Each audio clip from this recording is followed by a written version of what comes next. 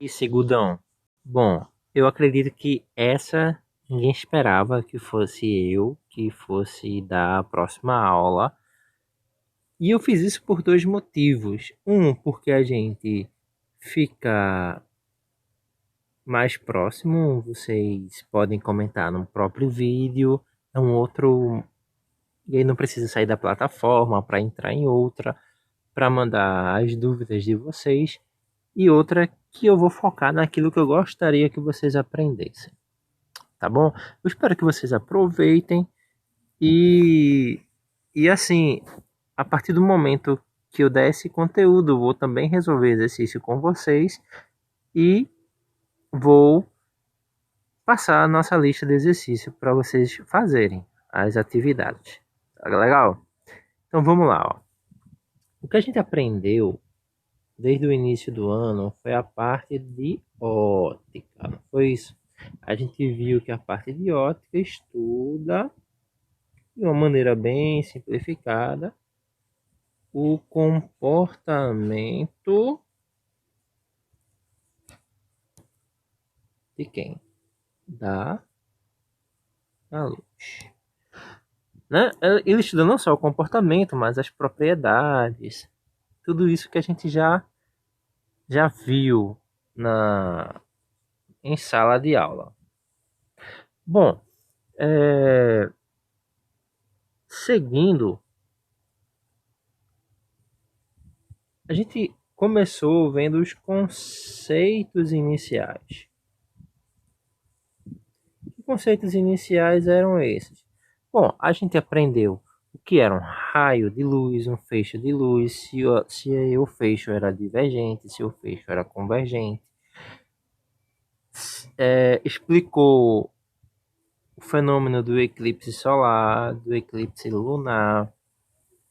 A gente viu a questão de como a cor, a gente visualiza as cores. Então, que dependendo da cor, você pode ter percepção diferente. Enfim, a gente estudou toda a parte inicial dos conceitos iniciais que é a luz. A gente viu os princípios da ótica geométrica, que a luz se propaga em linha reta, o princípio da reversibilidade, o princípio da trajetória retilínea e o princípio da independência dos raios de luz. A gente viu os três princípios. Para quem não lembra, pega o caderninho aí, quem anotou, e dá uma revisada. Então, foram os conceitos iniciais que a gente viu. Depois, a gente viu a parte de espelhos planos. Foi isso? Em que a gente viu translação de espelhos, rotação de espelhos. A gente viu qual era o tamanho mínimo que um espelho deve ter para que a pessoa possa se ver de corpo inteiro. Mandei o vídeo lá do Iberê mostrando isso, esse fato de que o tamanho do espelho deve ser metade do tamanho da pessoa. Então, a gente viu todo esse aparato de espelhos planos. Depois, na semana passada, vimos a parte de espelhos esféricos. A gente não chegou a ver diretamente, né? Eu pedi para que vocês estudassem pelo livro digital, espelhos esféricos, e me mandassem o, a resolução lá dos exercícios. Tá bom? Essa semana que eu tô gravando é a semana de recuperação para dar um tempo maior para quem não conseguiu fazer, estudar, enfim. Então vocês tiveram 2 semanas para me mandar esses exercícios, tá bom? Então, essa parte aqui, ó, ela contempla essa parte aqui, ela contempla toda a ótica geométrica. Bom, tava fazendo um barulho aqui de um carro buzinando, mas já parou. Espero que não atrapalhe muito. Enfim, vai ter um pouco de influência externa, tá? Espero que vocês tenham essa compreensão. Agora, a gente vai para começar a parte de ótica física. Nessa parte de ótica física, a gente vai realmente entender como é que a luz se comporta com o meio, interage com o meio, tá? De uma maneira geral aqui, ó, eu poderia escrever que a ótica física é o ramo da física que estuda a interação da luz com o meio. Aqui, ó, estuda a interação da luz com o meio.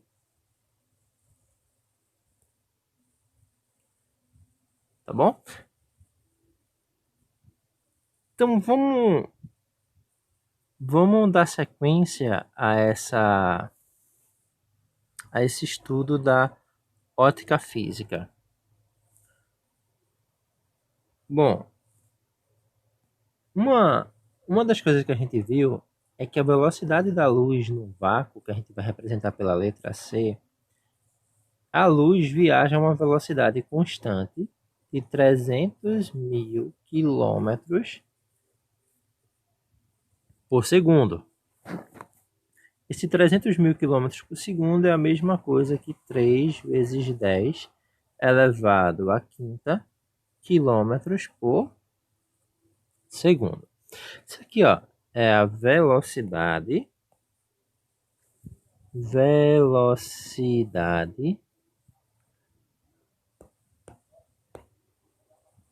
luz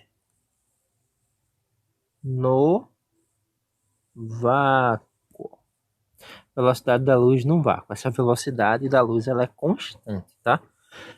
Então, toda vez que a luz estiver viajando num vácuo, ela vai viajar a que velocidade?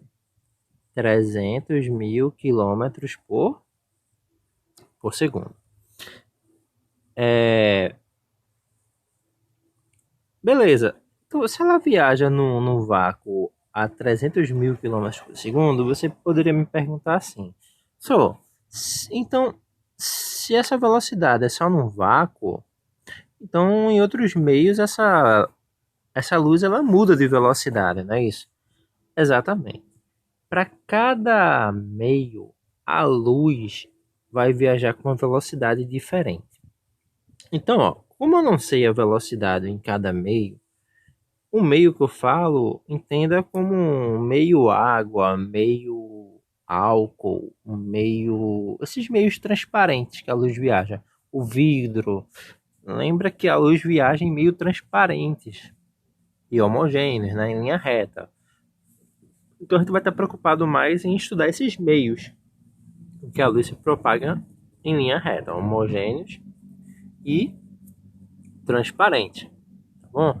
Qualquer coisa diferente disso a gente não vai estar estudando muito esse fenômeno, tá bom? E aí vejam, vamos supor que exista um meio que eu vou chamar de meio A. Esse A pode ser água, pode ser vidro, como eu falei, qualquer coisa, tá? Nesse meio a luz, vamos supor que a luz viajasse a 150.000 quilômetros por segundo. Vocês concordam comigo que se nesse meio A genérico aqui a luz viaja a 150.000 quilômetros por segundo, percebe que 150.000 quilômetros por segundo é a metade de 300.000 quilômetros por segundo? Então, ó, como é que eu vou fazer isso? Eu vou sempre estar comparando essa. Eu pego a velocidade da luz no vácuo, ó, que é 300.000 quilômetros por segundo, e vou dividir pela velocidade da luz nesse meio A, que é de 150 mil. Se eu fizer essa divisão, eu vou chegar no resultado de 2. Tá vendo esse 2 aqui?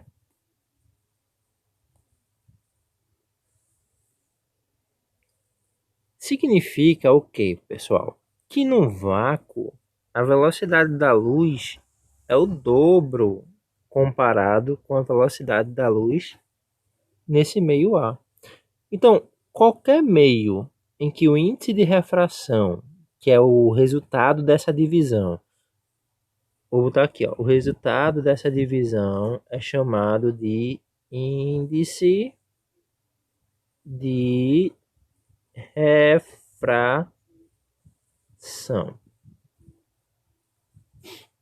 O resultado dessa divisão ele é chamado de índice de refração, que deu 2. Então, o índice de refração desse meio A, ele vale 2. Por quê? Porque no vácuo, a velocidade da luz é o dobro da velocidade da luz nesse meio que a gente está chamando de A. Bom, deixa eu fazer um outro exemplo aqui para vocês. Suponhamos que eu tenho aqui um meio B. Meio B. E esse meio B, a velocidade da luz no vácuo é de 100 mil quilômetros por segundo. Então, qual é o índice de refração desse meio?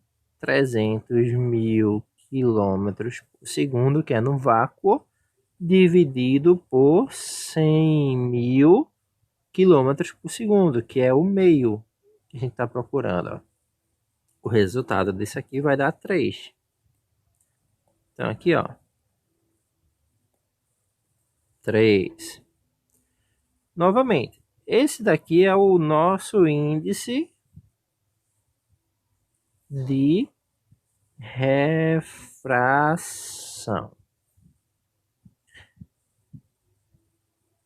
E veja, como eu estou comparando o índice de refração com a do vácuo, eu vou chamar esse índice de refração de índice de refração absoluto, tanto em cima quanto embaixo. Eita, professor, por que absoluto mesmo? Porque eu estou medindo em relação à velocidade da luz, onde? No vácuo. E por que é absoluto isso aqui? Porque 300 mil quilômetros por segundo é a maior velocidade que a luz viaja. É a maior. Então, a gente não vai ter velocidades para a luz acima de 300 mil quilômetros por segundo. Sempre vai ser abaixo ou igual de 300 mil quilômetros por segundo. Eita, professor, tem algum meio em que o índice de refração é igual? Pessoal, igual não tem. Mas no ar, o ar que a gente respira, a velocidade da luz ele é muito próximo da do vácuo.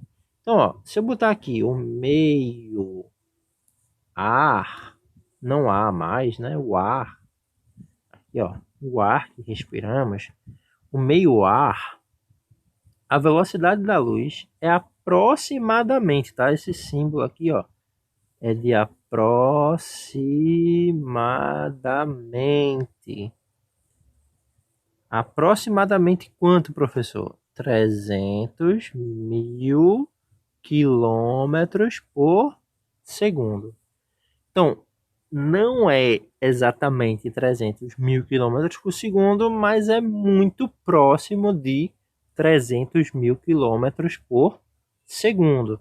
Então, ó, quando eu fizer a divisão, eita, quanto é no vácuo? 300 mil quilômetros. Dividido por quanto? Por 300 mil quilômetros. Isso aqui vai ser um valor aproximado.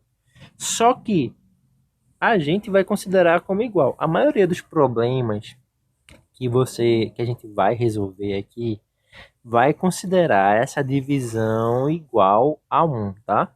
Então, embora seja aproximado, a gente vai dizer que o índice de refração absoluto do ar vale quanto? 1.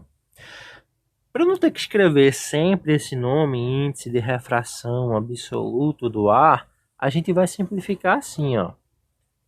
O índice de refração a gente vai representar pela letra N, e aqui embaixo eu vou botar o meio, que nesse caso é o ar. Então, ó, o índice de refração do ar vale quanto? 1. É aproximadamente, mas para efeitos práticos vamos colocar 1. Então, ó, se eu fosse colocar aqui o índice de refração para o meio B, vale quanto? 3. O índice de refração absoluto, tá? E aqui para o meio A, o índice de refração absoluto do meio A, vale quanto? 2. Quando for absoluto esse índice de refração, eu vou estar sempre... Eu posso omitir o índice de refração. Por isso que eu não tenho o hábito de falar o nome absoluto, mas você pode omitir o índice de refração do meio B, o índice de refração do A, o índice de refração do meio A. Então, eu posso estar omitindo a palavra absoluto. Beleza, ó. Então, o índice de refração absoluto vai ser essa formulazinha aqui, ó. C sobre V. Que é quem esse C? A velocidade da luz, onde? No vácuo. É o nosso 300 mil quilômetros por segundo. E aqui, velocidade da luz no meio. Se eu chamar esse cara de A, por exemplo, aqui vai ser a velocidade da luz no meio A. Se eu chamar esse cara de B, aqui vai ser a velocidade da luz no meio B. E assim por diante. Tá bom? Beleza. Então, espero que isso aqui tenha fixado na cabeça de vocês.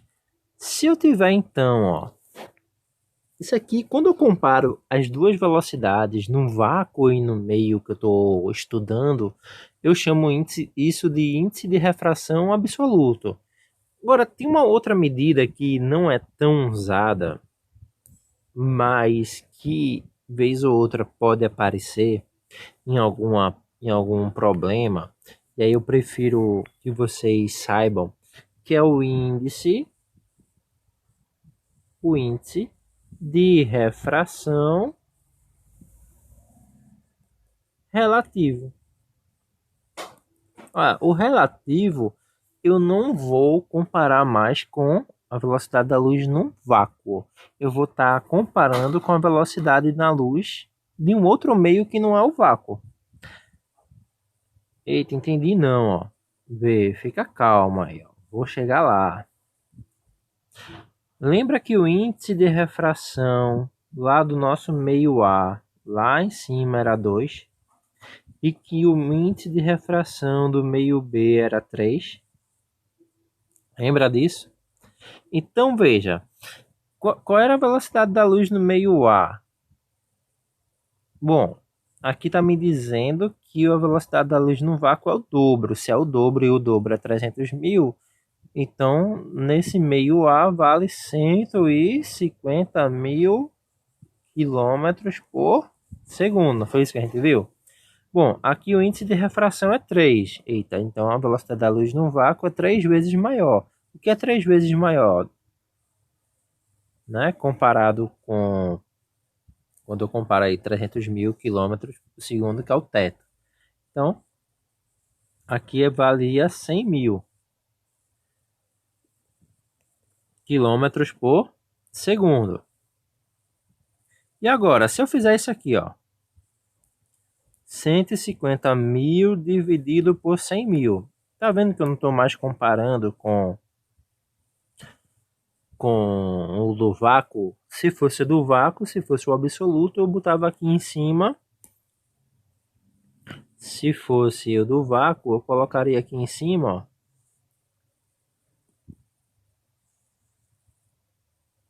300 mil. Mas eu não estou botando 300 mil, estou botando 150 mil, que é um outro meio. Tá certo? Então, esse cara daqui, eu vou chamá-lo de... Deixa eu pegar a caneta errada. Esse cara eu vou chamar de índice de refração também. Índice de refração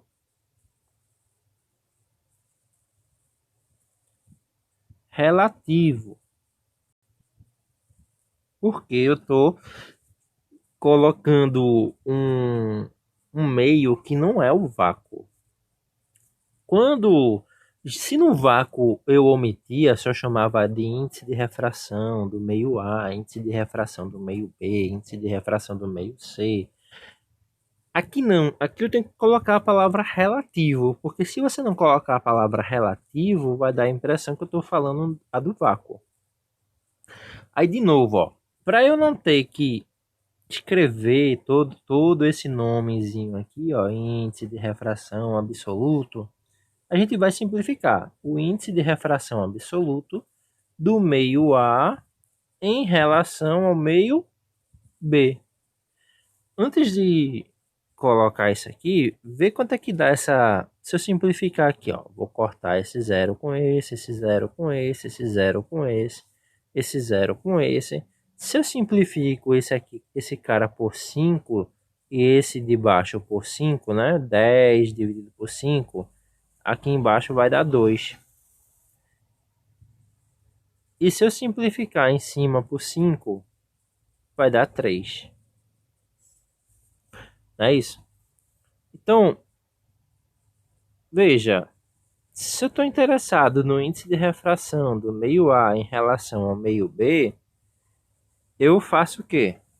Eu tenho que pegar NB sobre NA.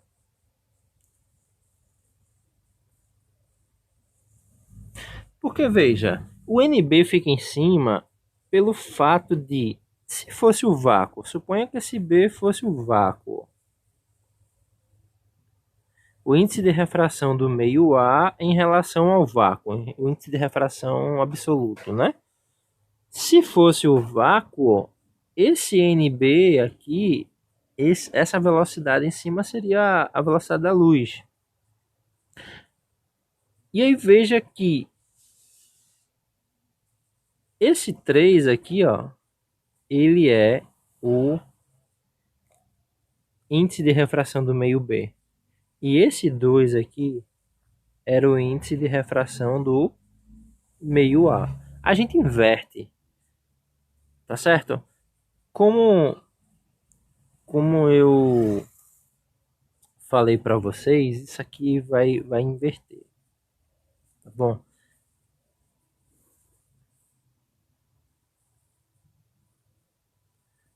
Bom, como é que eu chamo isso aqui?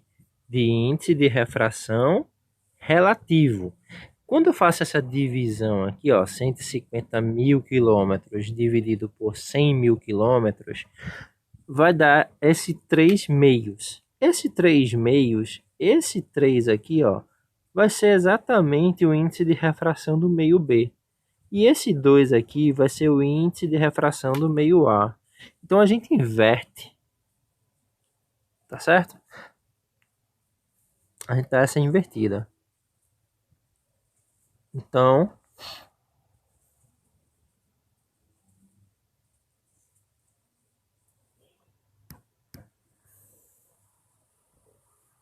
é isso, ó.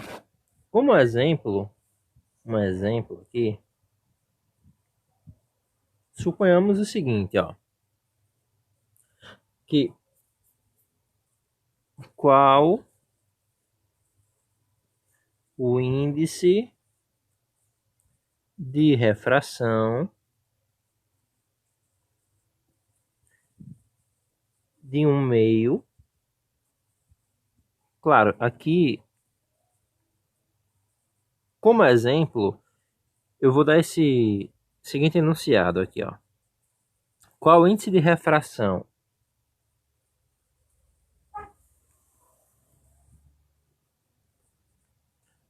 Como exemplo, vou fazer essa seguinte questão aqui, ó.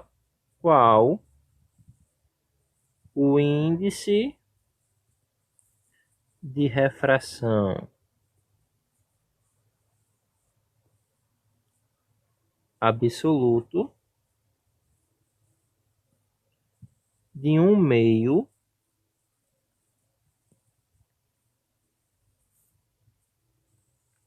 cuja velocidade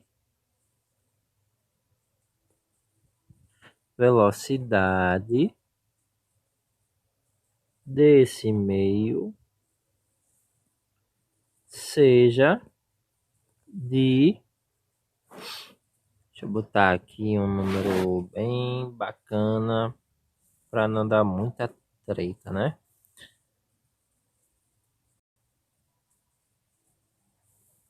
75.000 quilômetros por segundo.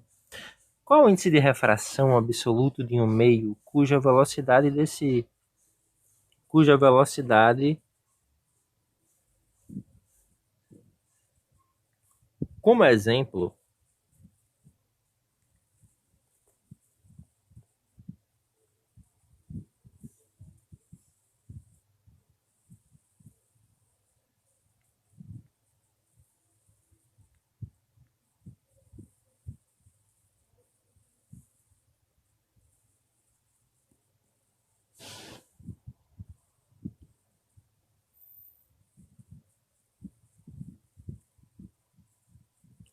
como exemplo, vamos fazer essa questão aqui. Qual é o índice de refração absoluto de um meio cuja velocidade da luz nesse meio seja de 75.000 quilômetros por hora? Tá? Então, como ele não falou que meio era, se era o meio A, o meio B, o meio C, o meio D, enfim, a gente só vai representar pela letra N. Só pela letra N. Que é quem? 300.000 quilômetros por segundo, que é a velocidade da luz no vácuo, dividido por 75.000. Cancelo esses zeros aqui, ó. 300 dividido por 75. Isso aqui vai dar 4. Então, qual é o índice de refração desse meio? 4. O que é que significa 4? Bom, a velocidade da luz no vácuo vale 4 vezes mais do que a velocidade da luz nesse meio. Tranquilo? Então, já já. Tranquilo? Então vai ter aula 2 e a gente se vê lá.